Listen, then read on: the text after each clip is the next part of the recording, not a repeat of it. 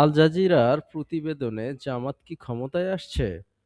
বাংলাদেশের রাজনীতিতে জামাতের সম্ভাব্য উত্থান আলোচনার কেন্দ্রে এবং এই দলটি এবার বাংলাদেশের সরকার গঠন করতে পারে।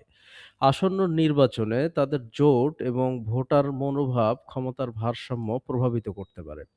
বিশ্লেষকরা বলছেন জামাত স্বাধীনভাবে প্রভাব বিস্তার করতে পারলেও বড় রাজনৈতিক দলের সঙ্গে জোটে তাদের অবস্থান আরও গুরুত্বপূর্ণ হবে। জনমত বিভক্ত, কেউ প্রজাতান্ত্রিক ভোটাধিকার রক্ষা চাইছেন, আবার কেউ অতীত কর্মকাণ্ড ও নীতির কারণে সতর্ক অবস্থান নিচ্ছেন। নির্বাচনী প্রচারণা, আইন প্রণয়ন এবং সামাজিক আনন্দগুলো নজরদারির আওতায় রাখা জরুরি। এগুলো জামাতের আসল প্রভাব নির্ধারণ করবে। আন্তর্জাতিক সংবাদ ও ফেসবুক, ইউটিউব ভিডিও বিশ্লেষণে দেখা যায় বাংলাদেশের রাজনৈতিক দৃশ্যে জামাত এখন একটি উল্লেখযোগ্য শক্তি হিসেবে পরিগণিত হয়েছে।